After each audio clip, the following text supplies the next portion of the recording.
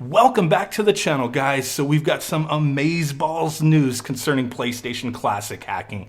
It is here. It's very easy to do.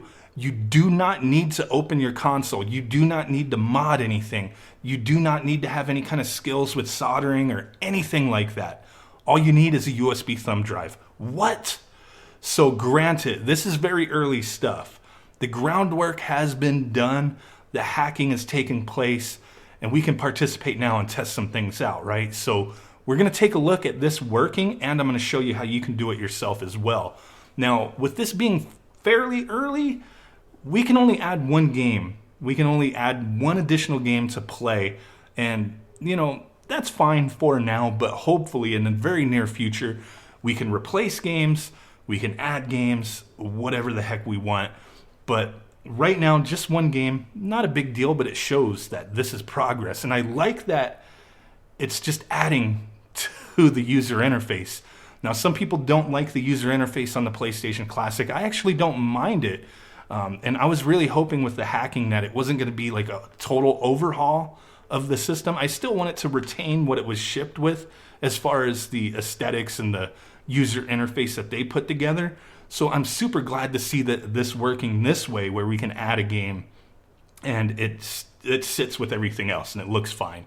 That's something I was really hoping for, and I'm glad that's the direction we're going.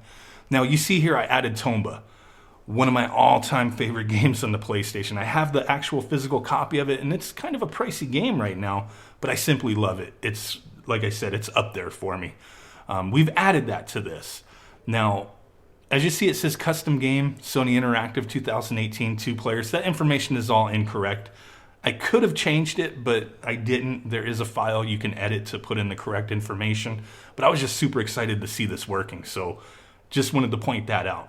We'll take a look in a moment on adding a game, so you guys can do this as well. But let's see this working. I've already tested this. No issues, so really cool. Boots up just fine. Everything functions just fine, but when you do add your game to the USB thumb drive, we do have some files we have to download, so I don't know if I pointed that out yet. And I'll show you where to download that, how to do everything. Takes a few seconds. All you need to do is have games. Does not come with any games on the downloads, so you need to make sure you have your own bin and queue files. That's where we're at. I don't think PvPs work as of yet. I haven't tried them. The way everything is formatted, it does seem like it needs to be bin and queue. So that's what I used with this game. Luckily, I already had it on a drive, so there we go. It's playing, doesn't look too bad. Let's get into the game. Buttons work and everything. The one thing, when you do format all this and you put your game that you want to test out, you are, like when I first plugged it in, I plugged in my thumb drive while the system was on, and the light started flashing, the power light, and my game showed up. I could boot it up, but the controller didn't work. So you have to power cycle the system, and that you have to unplug the power plug, and then plug it back in and power it back on, and it'll work. Just wanted to note that, because I don't know if that's going to be fixed. Hopefully that changes in the future. I think it's just a thing with the system booting up and not recognize the configurations for it. But once you're in and you've rebooted, you're good. You don't have to worry about anything. But yeah, this is really cool stuff here, guys. I'm just definitely really excited to showcase this and see where this goes from now. I'm committed to sharing with you guys all the information I find out there, information that's brought forth to me. And this, so many people, and myself included, we have really knocked this system for what it has delivered. But we knew the community was gonna save us, right? The hacking community, and this is really cool stuff. I will say this: do this stuff at your own risk, but I don't think there's gonna be an issue.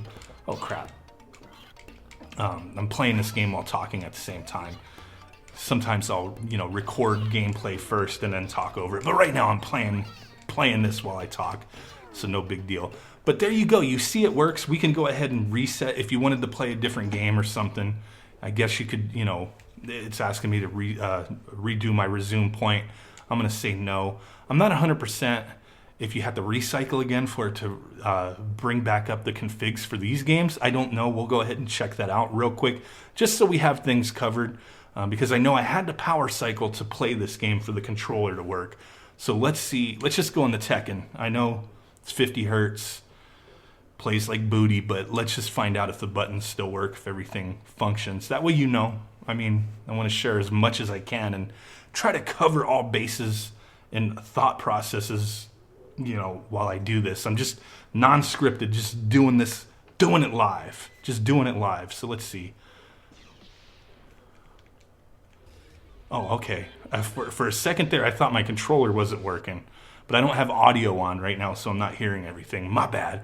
I did play everything with audio earlier and everything was fine, but I just, if I have my headphones on, I know I'm kind of rambling, but if I have my headphones on while I'm recording a pre-recorded video, I will talk way too loud and then I'll have to really edit everything. But yeah, there you go. Okay, that's cool. So it works. You can just reset and go back into another game. So we see that this works. I added Tomba. Adding games, it's coming to add more. I'm hoping they can figure something out where you can thumb drive or plug this into the computer and just change everything out instead of having a thumb drive plugged in, but that's the way we have to do it right now. But let's go ahead and dive up onto the PC so I can show you guys what you need to do. Let's do it. Okay guys, so the first step to hacking your PlayStation Classic is going to be navigating over to this GitHub page. I'll make it simple for you. Link will be down in the description. Boom. So once you're here, you will see these files and folders and whatnot. Don't worry about anything individually. Just navigate on over to this clone or download button. Click on it, download zip. You will get a file called GPG Hacks Master Zip. So once you have that, next thing you're going to want to do is make sure you have your USB thumb drive ready to roll. So have that plugged into your PC, ready to transfer some files over. Now, I have my thumb drive here. I was reading on the Reddit post that was talking about some of these details where they're just going through a bunch of things. And somebody mentioned to rename your drive to Sony in all caps. I don't know if that's 100% required, but I did it because that's what people were saying to do. Now, if you don't know how to do that, on your PC, all you're going to simply do, as you see in this navigation window, I have my drive right there. Right-click on it, click on Rename, name it Sony. I mean, it's not a big deal. Might as well do it. I haven't tried it otherwise, so, might as well just name it Sony. If you find out it works otherwise, let me know. But I didn't want to risk messing anything up, so that's why I did it that way. Now, from here, if you have a clean thumb drive, nothing else on there, all you're going to have is this GPG Hacks Master if you transferred it over here. Now, if you unzip this here, what you're going to have is the master folder, and then you'll have within that these files and folders. These need to be copied over to the root of the USB drive, as you see I have already done. The only extra stuff, let me get rid of this just to get rid of some clutter. The only extra stuff I have here is the Tomba folder. I put that on here just to make it easier to transfer over. But from here, it's actually very simple. There's a more complex way of doing things where you can really dig into some database files, but I'm not really going to mess with that. I just want to keep it easy because this is still early. I'm waiting to where we can add multiple games, change games, whatever. Since we can only do one game at a time, might as well just follow this because it's pretty simple. So within the games folder, there's going to be a handful of things. You don't need to mess with anything here other than the little, I guess it's a dummy folder or a sample folder. I don't know how to say it, but this 21 folder here, they're going to have some files in here, and they're just all blank stuff, not really anything in there. I've already done everything, so that's why there's a file size there, because it's the Tomba game. But you'll have these same exact files in here. The bin, the queue, the license, and the PNG. It's just samples, like I said. So what you're going to want to do is, since right now it seems like we can only play bin and queue, I haven't tried PvP because I don't really want to dig into everything in here. I don't know if it's supported yet, but have your bin and queue for your game ready to go. Now, with the sample folder, just click on something, rename, and then just copy that, or just however you want to do it, but it's easy enough just to copy that name and then navigate over to wherever you have your actual bin and queue, my bad, and then just rename those files the same thing.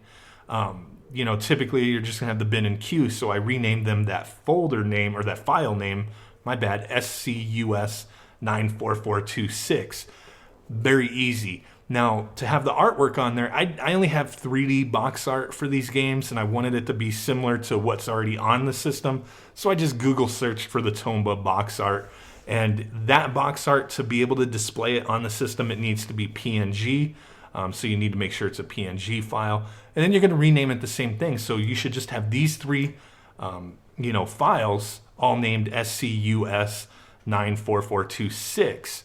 Now, you'll just copy those over. You can just cut and copy whatever you want to do. Take them over to the games folder, go to number 21, and then just copy them over here. It'll just overwrite everything. Just say yes, you're good to go. From there, that's pretty much it. All you need to do is pop out that thumb drive, plug it into your system. Like I said, once it sees it, you're going to want to power off and on, or pull the plug and plug it back in, and it should just work fine. Not a big deal. I know there's some notes on here telling you how to change the names and all that for like the way it's shown on the system. I didn't mess with that yet because I just wanted to test the game out. There's a lot of information here, so if you really want to dig into this, you can follow along this stuff and peep it out. But for now, I just wanted to showcase getting a game running because it's very easy. Can't wait for more news to come out. You know, there's got to be a lot more progress to happen, and I'm pretty sure in a very short time we'll have a full-on hack that's ready to go for everybody. But hey, I hope this helped you guys. Really awesome stuff. Smash that like button. Subscribe. Make sweet love to that notification bell because I know you want to. And with that said, guys, I will catch y'all next time. Peace out. Bye-bye, and boom.